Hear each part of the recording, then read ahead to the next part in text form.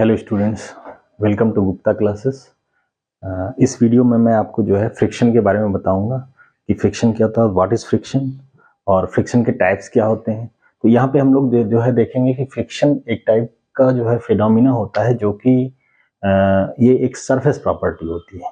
ये क्या होती है? एक सरफेस प्रॉपर्टी होती है कि जो है फ्रिक्शन एक सरफेस प्रॉपर्टी होती है और इसी प्रॉपर्टी की वजह से जो है अगर हम किसी ऑब्जेक्ट पे जो है फोर्स लगाएं और वो मोशन में आएगा तो यही प्रॉपर्टी की वजह से इस मोशन को क्या करता है, अपोज करने की कोशिश करता है। तो इस फोर्स को हम क्या कहते हैं? फ्रिक्शनल फोर्स बोलते हैं। ठीक है, तो फ्रिक्शन क्या होता है? फ्रिक्शन एक टाइप का फिनोमिना होता है जिसकी वजह से फ्रिक्शनल फोर्स जो है वो डेवलप होता है। और फ्रिक्शनल फोर्स क्या होता है? एक ऐसा फोर्स होता है जो कि किसी ऑब्जेक्ट के मोशन को क्या करता है, अपोज करता है। तो यहाँ पे देखते हैं, एक एग्जांपल देखते हैं। जैसे कि एक ऑब्जेक्ट है और एक ये रफ सरफेस पे रखा हुआ है। रफ सरफेस और स्मूथ सरफेस क्या होता है ये भी हम आपको बताते चलते हैं। स्मूथ सरफेस क्या होता है? स्मूथ सरफेस और रफ सरफेस की बात करें तो यहाँ पे देखें कि जो है जो कॉन्टैक्ट सरफेस है ये क्या है? ये आपका कॉन्टैक्ट सरफेस है। ये क्या है? सरफेस है। और ये क्या है? ऑब्जेक्ट का जो है सरफेस है। इन दोनों को जो है अगर हम मैग्नीफिकेशन लेंस से देखें तो हमें क्या दिखेगा? कुछ ऐसा इरेगुलरिटी दिखेगा। कुछ ऐसा क्या होगा? ये क्या है? ये कॉन्टैक्ट एरिया है जिसमें क्या होगा? सरफेस इरेगुलरिटी दिखेगी। सरफेस इरेगुलरिटी दिखेगी। अगर यही इरेगुलरिटी ज्यादा है तो उसको हम क्या कहते हैं? रफ सरफेस कहते हैं। इरेगुलरिटी बहुत ज्यादा है तो उसको हम क्या कहते हैं? रफ सरफेस कहते हैं। रफ सरफेस को कहते हैं खुरदुरा। हिंदी में क्या कहते हैं? खुरदुरा सरफेस, खुरदुरा सतह। ठीक है। और अगर यही जो है इरेगुलरिटी अगर कम है, कुछ ज्यादा ऐसे ऐसे हल्का सा है ना, तो उसको हम क्या कहते हैं? Smooth surface. कोई भी सरफेस जो है प्योर एग्जैक्टली 100% स्मूथ नहीं होता है। कुछ ना कुछ जो है उसके अंदर इरेगुलरिटी होती है जिसकी वजह से वो सरफेस कैसा होता है? रफ होता है। ठीक है। तो स्मूथ सरफेस की बात करें तो उसमें इरेगुलरिटी क्या होती है? कम होती है।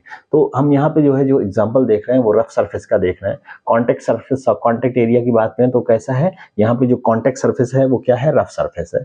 और ये ब्लॉक का सरफेस और जो है ये जो है सरफेस जो है ये वाला जिस पे रखा है ब्लॉक, ये दोनों आपस में क्या रहते हैं? इसकी इरेगुलरिटी और इसकी इरेगुलरिटी आपस में इंटरलॉक रहती है। इस तरीके से इंटरलॉकिंग रहती है। अब इस इंटरलॉकिंग को अगर तोड़ना हो, अगर मोशन में लाना हो तो क्या करना पड़ेगा? यहाँ पे फोर्स लगाना पड़ेगा।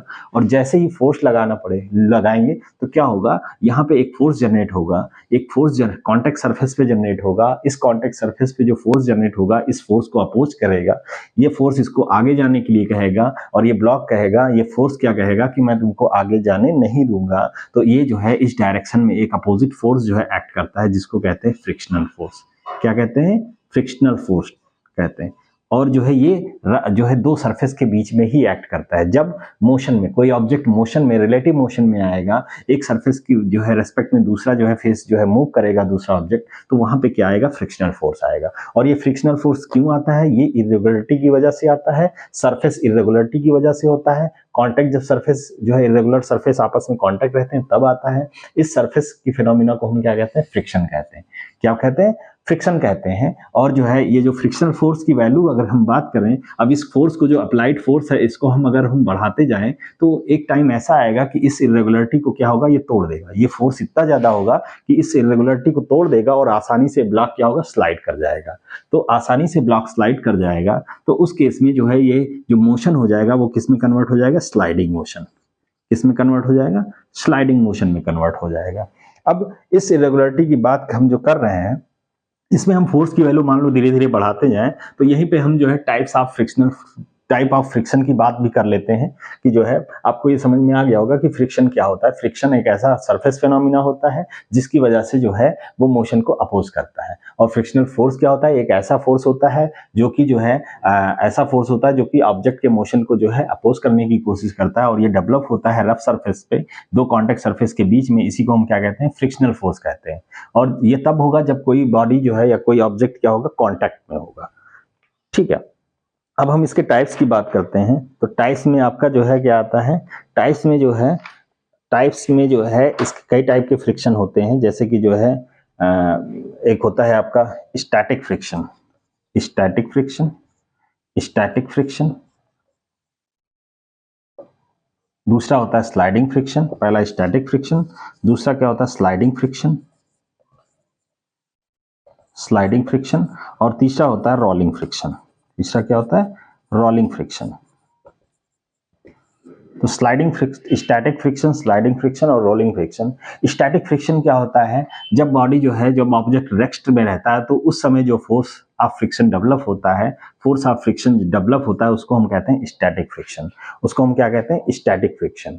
और जो है इसी स्टैटिक, मान लीजिए जो है यहाँ पे हम फोर्स लगा रहे हैं 10 न्यूटन का और ये ब्लॉक आगे नहीं जा रहा है, फिर हमने 20 न्यूटन, क्योंकि 10 न्यूटन का हमने लगाया उतना ही फोर्स ये डेवलप हो जाता है। स्टैटिक फ्रिक्शन क्या होता है, ये जो है डेवलप होता है, जो आप फोर्स अप्लाइड फोर्स जो होता है उसी के अनुसार डेवलप होता है। अगर हम 10 न्यूटन लगा रहे हैं फिर भी ये ब्लॉक खिसक नहीं रहा है आगे, इट्स मीन की जो है जो फ्रिक्शनल फोर्स है उसकी वैल्यू भी क्या है, 10 न्यूटन है और इसको बैलेंस कर लिया, इस वजह से ये ब्लॉक आगे नहीं जा रहा है। अब हम जो है 10 की जगह जो है 20 न्यूटन लगा रहे हैं, फिर भी ये ब्लॉक आगे नहीं जा रहा है, तो उस केस में स्टैटिक फ्रिक्शन क्या हो जाएगा, 20 हो जाएगा। अब मान लीजिए हमने फोर्स लगाया जो है 30 न्यूटन, फिर भी नहीं जा रहा है, तो 30 न्यूटन फ्रिक्शनल फोर्स की वैल्यू आ गई। ये सब क्या है, वैल्यूज स्टैटिक फ्रिक्शन। जो फोर्स अप्लाई होता है वही फोर्स जो है स्टैटिक फ्रिक्शनल फोर्स जो है डेवलप हो जाता है।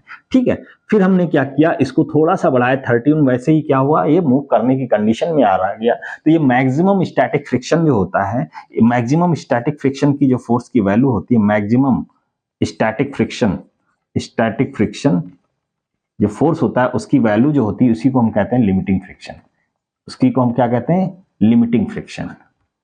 ठीक है, अब जब आपने 31 न्यूटन का फोर्स लगा दिया और ये स्लाइड करने की कंडीशन में आ गया, अब एक बार जब ये स्लाइड हो गया तो इस फोर्स को अगर हम कम भी कर दें तो ये मोशन जो है बना रहता है। मोशन क्या होता है, बना रहता है। उस वैल्यू को हम क्या कहते हैं, स्लाइडिंग मोशन। उस केस को हम क्या कहते हैं, स्लाइडिंग मोशन।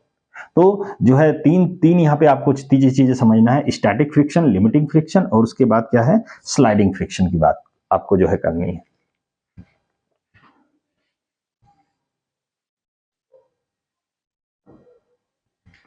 हाँ, नेक्स्ट जो है, इसमें जो है मैंने ये 3 फिगर बनाया है। इसमें जो है पहला जो फिगर क्या है, स्टैटिक फ्रिक्शन को रिप्रेजेंट कर रहा है, दूसरा फिगर स्लाइडिंग और तीसरा रोलिंग फ्रिक्शन को। इसमें क्या दिखाया गया, एक ब्लॉक है और ये जो है क्या हुआ, एक सरफेस पे रखा हुआ है। एक ब्लॉक है और ये क्या है, एक सरफेस पे क्या है, रखा हुआ है।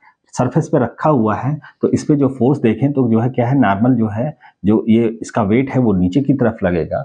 और इसको अगर हमें मोशन कराना है तो क्या होगा, यहाँ पे एक स्प्रिंग बैलेंस यहाँ पे लगा हुआ है, यहाँ पे भी स्प्रिंग बैलेंस है। ये स्प्रिंग बैलेंस, इसमें 2 चीजें हैं, एक ये है, ये जो है कंपार्टमेंट है, और ये वाला जो है, ये जो है रीडिंग को रिप्रेजेंट करता है कि कितना ज्यादा, ये जितना बड़ा होगा रीडिंग उतना ही ज्यादा होगा, मतलब फ्रिक्शन फोर्स की वैल्यू उतना ही ज्यादा होगी। ठीक है, ऐसे इसकी रीडिंग यहाँ पे देखें कुछ कम है, इसकी रीडिंग जो है यहाँ पे देखें बहुत ज्यादा कम है।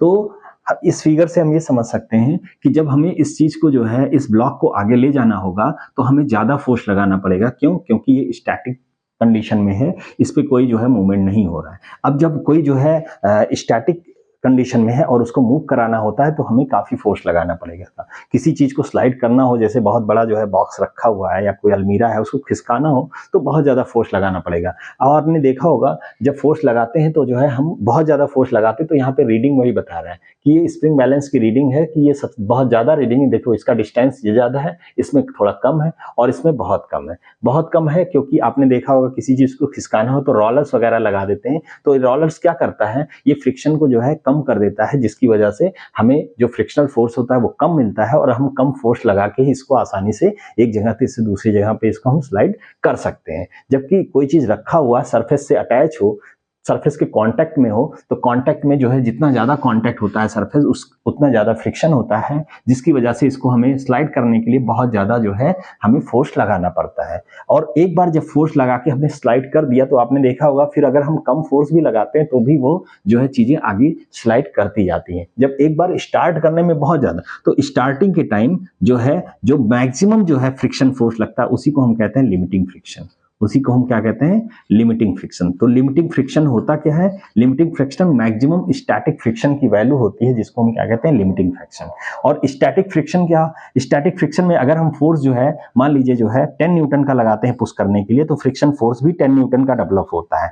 ठीक है, तो इसको हम static force, static friction force कहेंगे। अगर मान लो हम 20 न्यूटन लगा रहे हैं तो 20 का न्यूटन ही का ही फोर्स जो है डेवलप हो रहा है, तो इसको हम इन सारे फोर्स को स्टैटिक फ्रिक्शन कहेंगे। और ये स्टैटिक फोर्स फ्रिक्शन जो फोर्स होता है उसकी वैल्यू जो हम अप्लाई करते हैं फोर्स की वैल्यू उसी के जो है अकॉर्डिंग होता है, उसी के जो है बराबर होता है। लेकिन एक बार जब मोशन स्टार्ट होता है तो फिर ये स्टैटिक किसमें चेंज हो गया, स्लाइडिंग में कन्वर्ट हो गया। तो जो फ्रिक्शन फोर्स की वैल्यू होती है वो कम हो जाती है और उस फ्रिक्शन फोर्स की वैल्यू को हम क्या कहते हैं, स्लाइडिंग उस फ्रिक्शन को हम क्या कहते हैं, स्लाइडिंग फ्रिक्शन। और अगर इसी को जो है और कम फोर्स लगा के आपको मोशन कराना हो तो हम क्या लगाते हैं, एक जो है व्हील लगा देते हैं, रोलर लगा देते हैं। रोलर की मदद से इसको आसानी से ढुकाया जा सकता है, स्लाइड किया जा सकता है। स्लाइड नहीं होगा लेकिन ये रोटेट करके ये आगे बढ़ाया जा सकता है। इसी को हम कहते हैं रोलिंग फ्रिक्शन। तो सबसे कम फोर्स की रिक्वायरमेंट किसमें होती है, रोलिंग में। उससे ज्यादा जो है फोर्स की रिक्वायरमेंट किसमें होती है, उससे ज्यादा स्लाइडिंग में होती है। और सबसे ज्यादा जो है स्टैटिक में। और स्टैटिक में भी सबसे ज्यादा क्या है, लिमिटिंग फ्रिक्शन की कंडीशन में फोर्स की वैल्यू की जो है जरूरत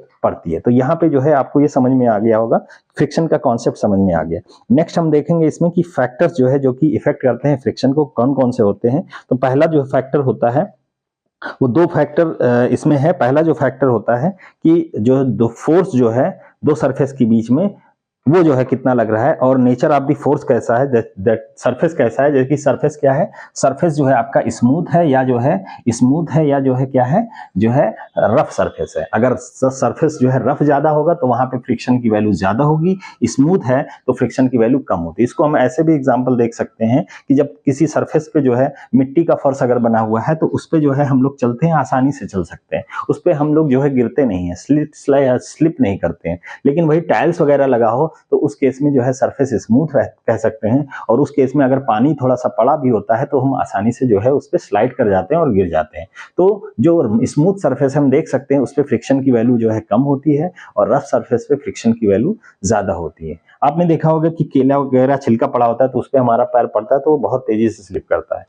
केले के छिलके में क्या होता है, उसका सरफेस जो है स्मूथ होता है, और जो हमारे पैर के बीच में जो सरफेस और जो है उसका जो सरफेस है वो स्मूथ सरफेस होता है, जिसकी वजह से फ्रिक्शन फोर्स बहुत कम हो जाता है। और हम जो है जब फोर्स लगा के पीछे जो है पीछे इस तरीके से जो है पुश करते हैं जमीन को, तो उस केस में हमारा पैर जो है क्या होता है, स्लिप कर जाता है। इस तरह से हम यहाँ पे समझ सकते हैं।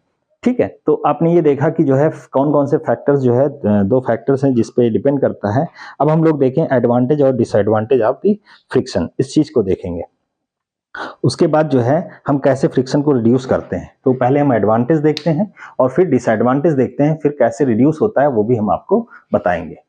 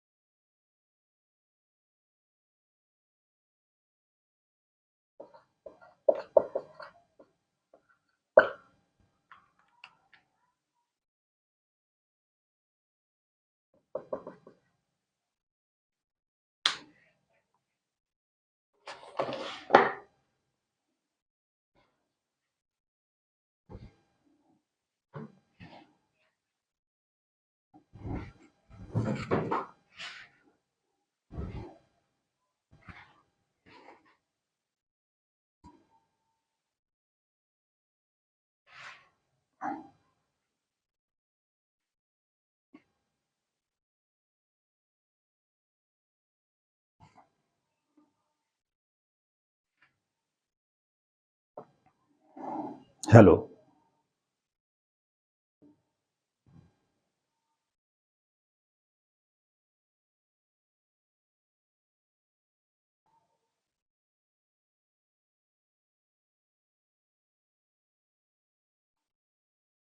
हाँ, नेक्स्ट जो है आपका क्या है, इसमें एडवांटेज और डिसएडवांटेज में बताने जा रहा था।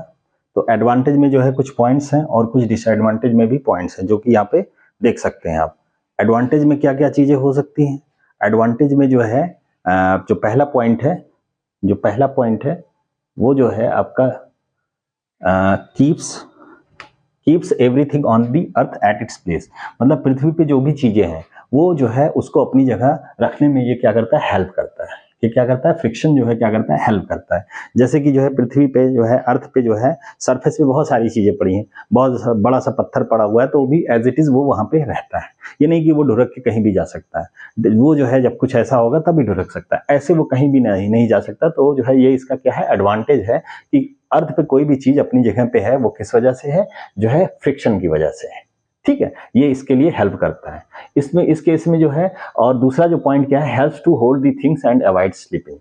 चीजों को जो है होल्ड करने में भी सहायता करता है। जैसे कि ये हमने हाथ पे ये रखा है, तो क्या है, ये होल्ड है। इस पे हमने ये ऑब्जेक्ट जो है रखा है, ये क्या है, कोई भी ऑब्जेक्ट है, जैसे इस तरीके से ऑब्जेक्ट हमने रखा है, ये होल्ड है। ये जो है क्या है, फ्रिक्शन की वजह से है। फ्रिक्शन की वजह से ये क्या है, अपनी जगह पे ये है, स्लिप नहीं हो रहा है। अगर फ्रिक्शन अगर नहीं होता तो क्या होता है, ये ऑब्जेक्ट स्लिप हो जाता है और ये गिर जाता है। तो इस तरीके से किसी ऑब्जेक्ट को होल्ड करने में भी जो है ये क्या करता है, हेल्प करता है।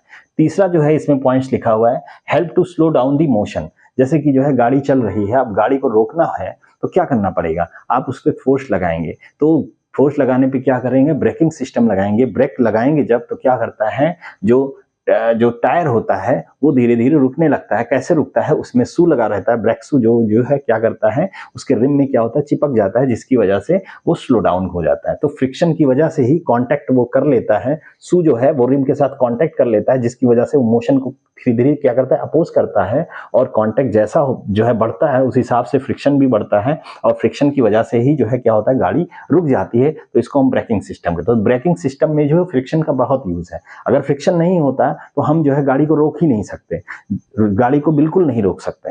ठीक है। चौथा पॉइंट इसमें लिखा है, enable the vehicle to roll on the road without skidding. अगर गाड़ी जो है चलती है रोड पे तो आसानी से चलती है, अगर यही स्किड हो जाए तो बड़ी प्रॉब्लम होगी। तो स्किड नहीं होता है वो किसकी वजह से होता है, फ्रिक्शन की वजह से, क्योंकि जो है टायर और उसके बीच में जो सरफेस है उसके बीच में फ्रिक्शन जो है हो रहता है, कुछ ना कुछ उसकी वैल्यू रहती है, जिसकी वजह से वो स्किड नहीं करता है और आसानी से गाड़ी चलने लगती है। वही अगर हम जो है पहाड़ों पे देखें, जहाँ पे जो है स्नो वगैरह फॉल होती है, जहाँ पे बर्फ जो है जम जाती है रोड पे, वहाँ पे फ्रिक्शन की वैल्यू बहुत कम हो जाती है। क्यों? क्योंकि जो है आपका जो है आइस वाली रोड होती है, उसका जो है सरफेस बहुत ही स्मूथ हो जाता है, जिसकी वजह से फ्रिक्शन की कम होने की वजह से गाड़ी जो है तुरंत क्या हो जाती है, स्किड करने लगती है। तो इस तरह से जो है फ्रिक्शन जो है बहुत ही एडवांटेज होता है, जिसकी वजह से जो है हम आसानी से चल सकते हैं। यहाँ तक कि हमें चलने में भी वो हेल्प करता है। फ्रिक्शन जो है हमें जो है वॉकिंग करने में, हेल्प इन वॉकिंग करने में भी हेल्प करता है। कैसे हेल्प करता है? अगर हम जो है ये जो है, जब मान लीजिए कोई है यहाँ पे मैन है, ये इस तरीके से जो है चल रहा है, तो चलने पे क्या होता है, वो अपने जो है पैरों से जो है क्या करता है, जो अर्थ को जो है पीछे की तरफ जो है धक्का देता है। अर्थ को क्या करता है, पीछे की तरफ जो है डायरेक्शन क्या होता है, वो पीछे की तरफ पुश करता है। जैसे हम चल रहे हैं तो पीछे की तरफ पुश कर रहा है, तो इस तरीके से पैर को हम अपने पीछे की तरफ पुश करते हैं तो हमें एक फोर्स लगता है आगे की तरफ, जो हमें आगे की तरफ जो है बढ़ाता है, और यही फोर्स जो है फ्रिक्शन फोर्स होता है, जो हमें आगे की तरफ बढ़ाता है, और यही जो है हमें चलने में भी हेल्प करता है। बिना फ्रिक्शन के हम चल नहीं सकते। अगर फ्रिक्शन नहीं होता तो हम जो है क्या करते हैं, स्किड करते रहते हैं आसानी से। ठीक है। तो इस वजह से ये सारे पॉइंट जो है लिखे हुए क्या है, एडवांटेज ऑफ द फ्रिक्शन है। कुछ डिसएडवांटेज भी है इसके। डिसएडवांटेज कहाँ कहाँ पे है, तो यहाँ पे हम देखते हैं, जहां पे भी सरफेस रब होता है, जहां पे भी सरफेस में जो है क्या होता है, कांटेक्ट सरफेस आपस में कांटेक्ट में रब करते हैं, एक दूसरे से जो है क्या करते हैं, स्लिप करते हैं या जो है खिसकते हैं, तो वहां पे क्या होता है, जो है कुछ एनर्जी जो है वो खर्चा हो जाती है, कुछ एनर्जी स्पेंड हो जाती है। तो मतलब क्या होता है, कंज्यूम एनर्जी। इसकी वजह से कुछ एनर्जी ज्यादा जो है कंज्यूम हो जाती है, जिसकी वजह से कोई भी मोशन हमें करना हो तो वहां पे कॉस्ट क्या हो जाती है, बढ़ जाती है। कॉस्ट क्या हो जाती है, बढ़ जाती है। तो ये जो है इसका डिसएडवांटेज है। दूसरा पॉइंट इसमें लिखा हुआ है, friction generates heat and required cost cooling system. तो फ्रिक्शन की वजह से, जैसे कि जो है बहुत सारी मशीनें होती हैं आपस में जो है चलती रहती है, जैसे गाड़ी में हम देखें, जो है गाड़ी में जो गियर्स लगे होते हैं, first gear, second gear, third gear, ये सारे गियर्स लगे होते हैं। तो गियर्स आपस में जब चेंज करते हैं तो मैश होते हैं, तो इस तरीके से मोशन होता है उनका। अब मोशन जब होता है तो आपस में कॉन्टेक्ट में रहते हैं, जिसकी वजह से फ्रिक्शन क्या करता है, जो है हीट जनरेट होता है गर्मी की वजह से, बहुत गर्म की वजह से क्या होता है, वो जो है उनके टीथ जो होते हैं, गियर्स जो है इस तरीके से होते हैं। मैं आपको दिखा देता हूँ, जो है इस तरीके से जो है गियर्स होते हैं। तो ये क्या होता है, इसकी टीथ को कहते हैं, इसको क्या कहते हैं, गियर्स का टीथ होता है। ये जब दूसरा गियर आपस में मैच होता है इस तरीके से जो है ना, तो ये इस तरीके से चलता रहता है, जिसकी वजह से ये टीथ क्या होता है, ब्रेक हो जाता है। ब्रेक क्यों होता है, क्योंकि हीट बहुत ज्यादा जनरेट होती है, इसलिए ब्रेक ना हो, हीट कम जनरेट हो, इसके लिए हम क्या है, इंजन ऑयल का जो है यूज करते हैं, जिसकी वजह से पूरा ब्रेक उसी में डूबा रहता है। और इंजन ऑयल जो है क्या काम करता है, कूलिंग की तरह काम करता है, जिसकी वजह से कूल होने की वजह से ये हीट इतना ज्यादा नहीं हो पाता और वो बर्न नहीं हो पाता, जिसकी वजह से जो है वो ब्रेक नहीं हो पाता। नेक्स्ट है जो है point, cause the wearing out the rubbing surface. इसकी वजह से जब जो है बार बार रब करेगा तो क्या होगा, वियरिंग होगा, जिसकी वजह से जो है रब करने के बाद वियरिंग हो जाएगा और वो जो है चीजें टूट सकती हैं। जैसे कि जो है यहाँ पे हम चैन की बात करें तो साइकिल की चैन में क्या होता है, लगातार जो है फ्रिक्शन की वजह से क्या होता है, उसके टीथ भी ब्रेक हो जाते हैं। ठीक है। तो ये इसका क्या है, डिसएडवांटेज है।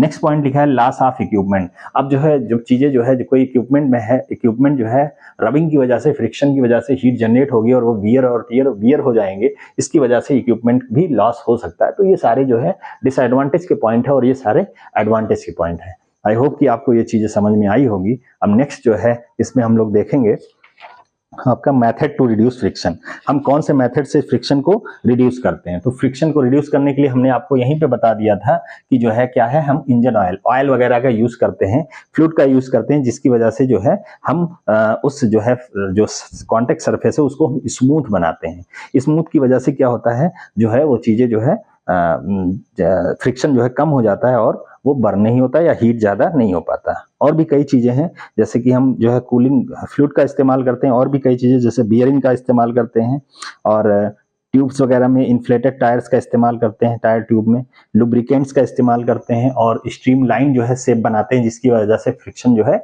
कम हो जाता है। तो हम अभी जो है इसके बारे में भी देखेंगे।